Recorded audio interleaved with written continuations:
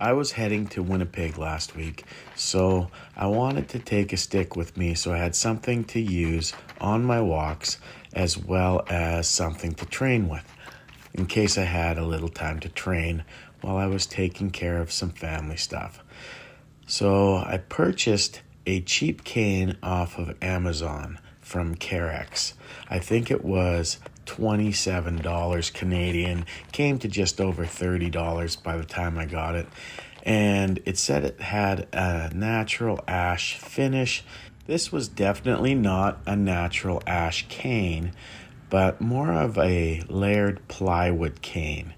And I thought maybe it would be strong enough for using for self-defense, but it was light and fun to train with. Now, that means the impact it would give wouldn't be that heavy, but it was very fast and agile. I quite enjoyed training with it. I quite enjoyed doing carenza with it and movement with it. But the one thing I noticed was the crook was pretty small, and as a training cane, it wasn't the best, but it wasn't bad. It wasn't bad. I was having a good time here in my aunt's backyard, just doing some carenza. And even on the drive home from Calgary, I had a few minutes before I had to pick up kids for my after-school program. So I pulled over and did a little bit of carenza at the side of the road, just to have a little bit of a break from driving. It really wasn't until I got back to Cranbrook and got back to training and I decided to test this stick against other sticks that I learned why you kind of get what you pay for when you buy these cheap walking canes. And they are for walking. They're not meant for a self-defense cane. But I wanted to see how it would do. So there you go. It did shatter that rattan stick, but it also cracked in the process. And then I tried the Budo Brothers Hickory Hybrid stick, and there you see what happened. That was exactly why hickory is such a good material for sticks and walking sticks and canes. This is the same wood that Master Guy Dureau uses. So I used the leftover part of the stick to test on my dummy there.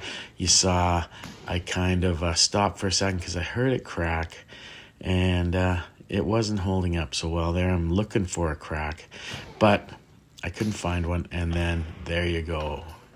Just shattered. Now, I didn't put this stick through any more pressure than I do a lot of other sticks, but I will be honest. If you are going to buy a stick for self-defense, get one that's made for that. Get a beautiful Cane Fighters International stick. And you can see why we use hickory, why the Budo brothers chose hickory for their hickory hybrids. You know, I like natural material. I like training with natural material.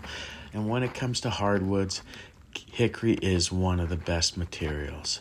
I absolutely love it. I've tested it a lot. I've broken some hickory sticks, but that took complete abuse of the sticks and didn't happen in the use of the stick as it is intended.